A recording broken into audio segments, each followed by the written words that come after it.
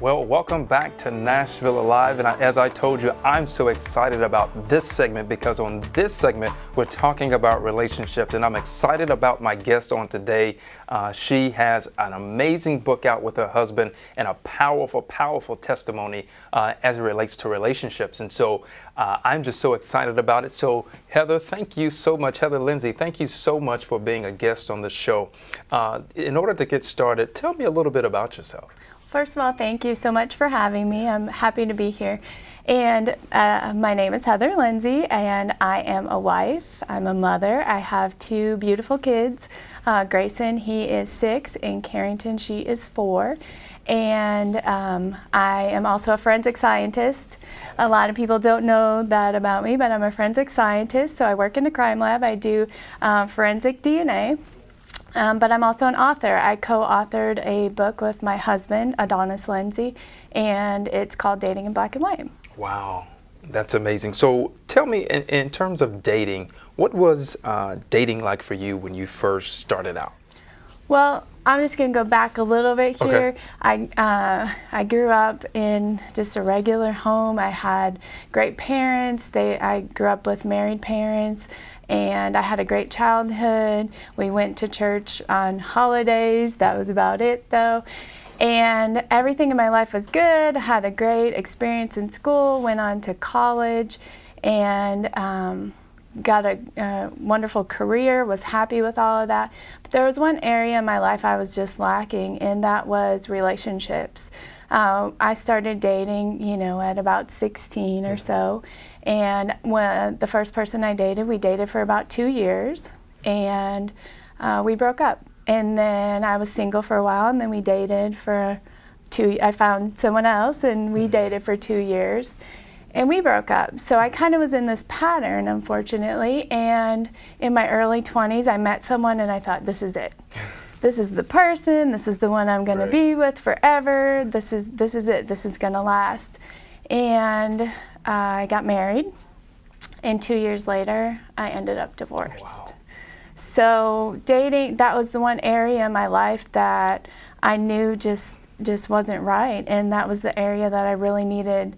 It was at that point that I was introduced to God in a relationship with God, and I knew that there had to be more, and I knew that I couldn't do it alone because what I'd been doing wasn't working. Wow, wow. So you mentioned that after your divorce, after 2 years you got a divorce, and then you met God, and then eventually you got married again. Yes. So tell me, what role did God play in your life with your husband now?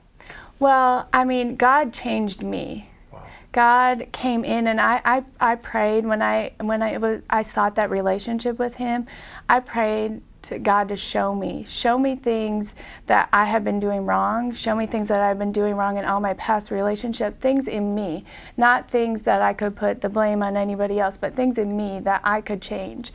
And God just slowly, one by one, started showing me things. I even ended up in my 30s living with a married couple, a Christian married couple. So I was able to see what a godly marriage looked like right before my eyes. So that was amazing. God He stepped in and just helped me to change, but I had to be open to those changes as well. Wow. Oh, I want to stay right there. I feel something here, because one of the things that you talked about was you asked God to change you. Yes. And to show you areas about you. How did you get to the point? Because a lot of times in relationships, what we have discovered is a lot of people will always place the blame in order to avoid dealing with themselves. Tell me about the process of dealing with you and what that was like, and how did you get to a place where there was no pride in the way, but you just really wanted to see yourself as God saw you, and how did that process change your life? I think the biggest thing for me was I recognized. The first step was I recognized there was a problem in that area of my life, and that I just didn't want to keep going around the same mountain again and again, and that's where I just had to say, okay, God, show me little by little. I admit I tend to be a little stubborn, and it was something that God had to put real situations in front of me and say, look, this is what you've been doing, and isn't it better this way? So it was just one of those things that I just had to keep praying and ask God to step in, but I also had to put myself aside and be willing to to go with those changes. Yeah, I think that's amazing. Now, Heather, you talked about that you lived with a godly married couple where you had an example. Talk to me, how important is it for couples and singles and anyone to have that model or a godly couple that they can look after? It's very, very important, because I think, you know, with everything, you see something that's good and that's what you want. And if you don't have that in your life, then it's hard to attain that. It's a good example to have, you know, anything that you want, like even for if it's parenting, you see example of good parenting and you see good kids, and it's good to get around those couples. And that's the same thing, you know, Adonis and I talk about it in our book. We had, through our dating, we had spiritual authority. And that was a couple that came in, a couple of couples that we invited to come in and to speak into our dating relationship. And that was one of the things that sometimes is hard. As an adult, we were in our 30s, and we were thinking, we know what we're doing. Our flesh tends to be like, well, we got this, we know what we're doing. But we actually invited some couples into our dating relationship, and therefore those were couples that could see things that we couldn't see. I think sometimes we get into a relationship and we put on what I call emotional blinders, because everything feels so good. And we had couples that were able to just speak and say, you know what, these are some areas that I think you guys need to work on. These are some areas, some things that we see that aren't necessarily deal breakers, but that could possibly trip you up in the future. So you probably need to deal with some of those things. So that's one of the things that we always tell people: get some good spiritual authority over your relationships. Wow. Now, I like that. And I like that because a lot of times what we see in relationships are, when we see relationships fail, it's because we allow so many people to speak into our relationships, and everybody knows everything that's going on.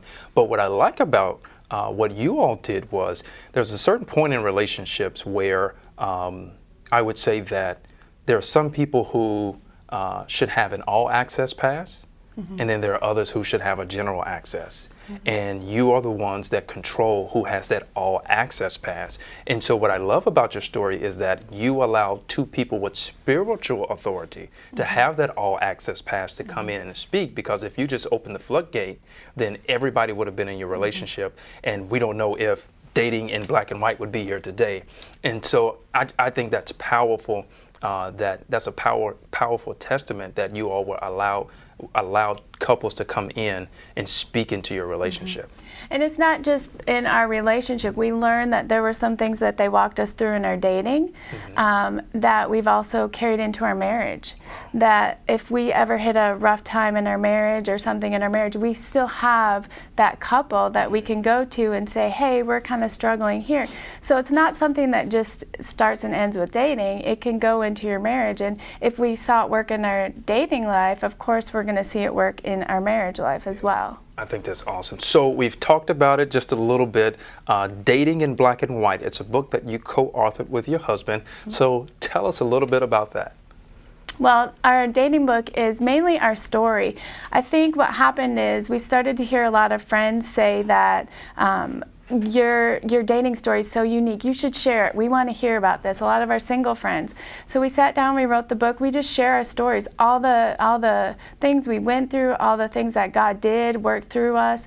And it's just kind of like a how-to for Christians, because we've heard a lot of people say, you know, this is stuff that sometimes isn't talked about in church. And we just lay it all out there in our book and share our story. And it's basically just gives you gives dating, singles, divorced, we kind of cover it all. Tips on dating in a godly way. Wow. So tell me about your book. What's your favorite chapter?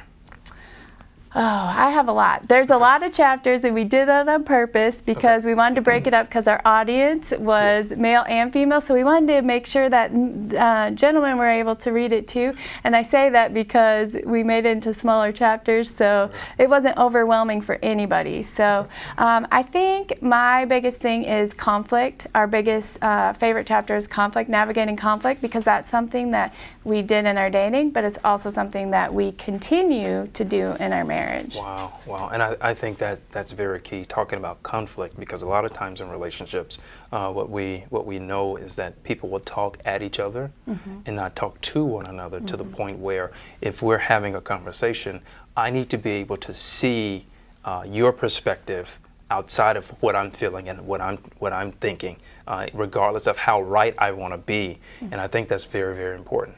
And I think it's important too to know your partner, know that you guys may not navigate conflict the same way. I always say that there are usually two types of people. There's people that are stewers and people that are spewers. It's important to know that about someone that you're dating or someone that you're married to, that you know, you handle things a different way. I remember when Adonis and I first started dating and we would get into a conflict, he was quiet and I knew something was wrong with him, and I would beg, what's wrong? What's wrong? Because I'm the type that's like, I want to get it done and over with and I want to move on. And I had to learn that, you know what, sometimes people, he needed some time and some space and to process his feelings. So it's just important to know who you're dating, know your spouse, know that sometimes you deal with conflict or hurt or anger differently than each other. I think that's great. So dating in black and white, tell me how just tell me about how did you guys come up with the name? Well, Adonis and I are an interracial couple, and it's although we talk about interracial dating in the book, we just thought it was kind of a catchy title, because it's really about, we just lay it out there. Something's in black and white, we're just laying it out there. This is what we did, and hopefully this is what you can do, and this will help you as well. Yeah. So we have about 2 minutes left, and I have thoroughly enjoyed you being on the show today. So tell me a little bit about where we can go to find more information about you and your message. You can go to datingbwbook.com, and you can also find us on Facebook, both my husband and I. Okay, great, great. So one of the things that we talked about conflict, and I know we've talked about a wide variety of areas within relationships. What I would like for you to do, and as I said, we have about a minute and 30 seconds left, but what I would like for you to do is look right into that camera and encourage someone, because there may be someone watching that may be struggling in the area of relationship. They may be trying to figure out between God and my emotions, hearing God over hearing your emotions. And we know that emotions can speak loud many times in relationships. But if you would, just take a moment and encourage someone that may be watching us right now. What I would like to say to you is, God has a plan for your life. No matter what mistakes you have made in the past, whether you've had mistakes in your relationships, even if that you've been through a divorce, God can heal you. The biggest thing that you can do is reach out to Him. Just ask Him for help. Ask Him to put people into your life that can help you walk it out. And I know the world says a lot of things, and research for yourself. Dig into God's Word and see what God says about relationships, what God says about dating versus what the world says. And reach out, find some support, find a support system, find friends that want to see you walk through and make the positive changes in your life. Well, I tell you what, Heather, thank you so much. And listen, I know my faith is strengthened in the area of relationships with Christ. Listen, join us, connect with us at 1-800-232-9855 or www.tct.tv. We want to stay connected with you, and we want to always allow amazing programs such as this and amazing testimonies such as this to be a blessing to your life.